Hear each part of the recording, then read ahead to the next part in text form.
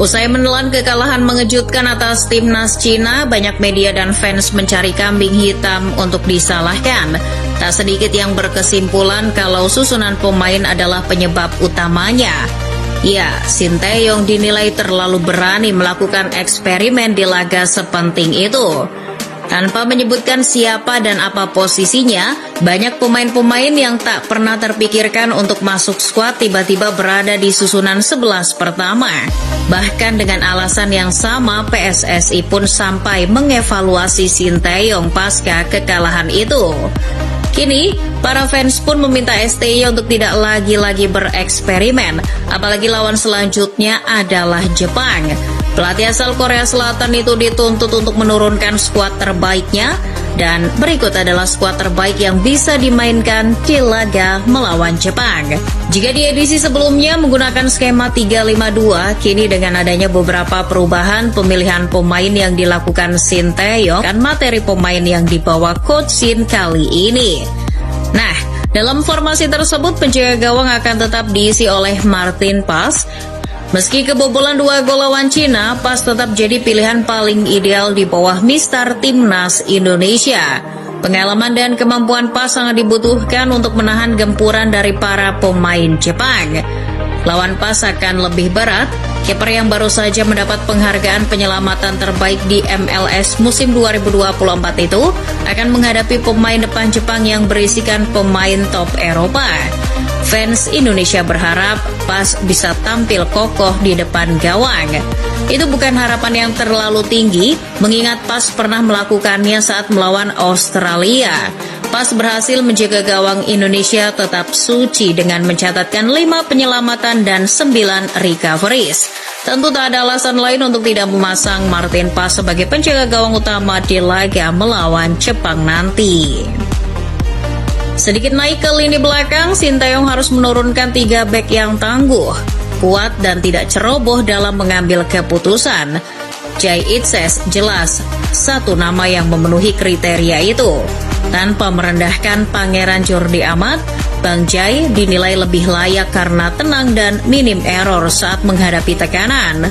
Untuk menjadi tandem Bang Jai, starting 11 tetap memilih Rizky Ridho. Ketimbang Jordi Amat, Jai Itses dinilai lebih nyetel dan nyaman saat bermain dengan Ridho. Apalagi pemain yang bajunya selalu rapi itu baru saja mempertontonkan kelasnya di Liga 1. Ridho yang menghadapi Madura United akan meniru gaya main Jai versus Inter Milan. Melakukan dribbling yang membelah pertahanan lawan, lalu melepaskan crossing akurat ke kotak penalti. Sayangnya, umpan Bang Jai gagal dikonversi menjadi gol, tapi tidak dengan Ridho.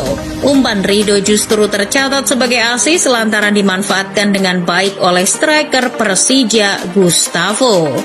Yang akan melengkapi trio ini tentunya Miss Hilgers. Meski baru bergabung, Hilgers telah menunjukkan bahwa dirinya mampu menyesuaikan diri dengan cepat.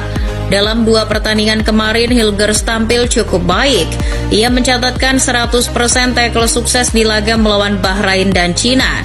Sayangnya, hasil yang diperoleh kurang memuaskan. Masalahnya, Hilgers dikabarkan masih dalam kondisi pemulihan akibat cedera hamstring. El nyengir bahkan tidak dimainkan oleh Joseph Osting saat FC20 menghadapi OG Sinis di ajang Europa League tengah pekan lalu. Meski begitu, STY tetap memanggilnya. Jika dirasa terlalu beresiko untuk memainkannya, maka Kevin Dix siap menggantikannya. Di sektor wingback, skuad Garuda akan diisi oleh pemain-pemain terbaik yang dimiliki oleh Sinteyong. Kita mulai dari sebelah kiri terlebih dahulu. Untuk Pratama Arhan dan Syaidi Patinama, kami mohon maaf, kalian minggir dulu bentar, karena posisi ini jelas sudah jadi hak milik El Ninja Calvin Verdong. Selama bergulirnya ronde ketiga kualifikasi Piala Dunia 2026, Calvin masih jadi pemain yang konsisten bermain bagus. Meski secara rating cukup fluktuatif, caranya dalam membaca arah bola dan menjaga daerah permainannya cukup baik. Selain itu, meski bertubuh mungil, dirinya tak gentar saat menghadapi pemain-pemain yang secara size lebih besar darinya. Di posisi bek sayap kanan, Sinteyong kali ini tidak membawa Asnawi Mangkualam. Tapi itu bukan berarti Sandy Walsh minim pesaing, karena di situ ada duo Sayuri dan Eliano Reinders yang bisa bermain sebagai bek sayap. Tapi ya, kalau untuk memaksimalkan strategi bertahan dan menjaga kedalaman, Sandy paling cocok. Pemain Kevin McClellan itu lebih bijak dalam mengambil keputusan dan piawai dalam penguasaan bola. Yancha atau Yakob Sayuri mungkin bisa jadi opsi di babak kedua. Ketika pemain lawan sudah mulai kelelahan, permainan duo Sayuri yang meledak-ledak pasti akan merepotkan The Blue Samurai. Berlanjut ke roda penggerak tim nasional Indonesia, line up babak pertama alangkah baiknya diisi oleh pemain yang bisa mengakomodir permainan dari bawah. Dua gelandang yang sangat baik dalam melakukan transisi dari bertahan ke menyerang, karena Indonesia bisa dipastikan akan mengendalikan serangan balik cepat. Karena tidak ada Ivar Yener yang absen lantaran akumulasi kartu, posisinya akan digantikan oleh Nathan Choaon. Seperti yang kita ketahui, meski posisi aslinya adalah bek kiri, Nathan cukup solid jika dimainkan sebagai gelandang bertahan. Nama lain yang mungkin bisa mengambil pekerjaan kotor di lini tengah adalah Pace Ricky Kambuaya atau Justin Hubner. Pemain Wolves itu beberapa kali memainkan peran sebagai gelandang bertahan di Piala Asia 2023 dan hasilnya lumayan. Dirinya solid tapi juga memiliki kualitas distribusi bola yang oke. Nah, kalau soal kreativitas serangan kita serahkan saja pada ahlinya. El Prof akan jadi lawan main Nathan di lini tengah. Distribusi bola dan kemampuannya untuk mengontrol tempo permainan sudah tidak diragukan lagi. Dirinya juga bisa menjadi pemecah kebuntuan dengan tembakan-tembakan spekulasinya. Haye memang tidak memiliki kecepatan, tapi dirinya punya kemampuan reading the game yang bagus. Maka dari itu, ia piawai memotong umpan lawan. Di lini serang, Starting 11 merekomendasikan kepada Sinteyong untuk menggunakan 3 penyerang yang memiliki kecepatan dan mobilitas tinggi.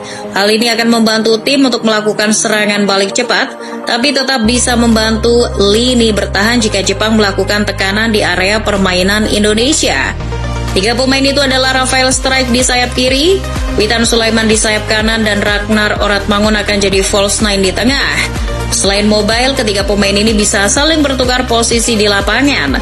Itu akan membuyarkan konsentrasi pertahanan timnas Jepang yang dikawal Yuto Nakatomo.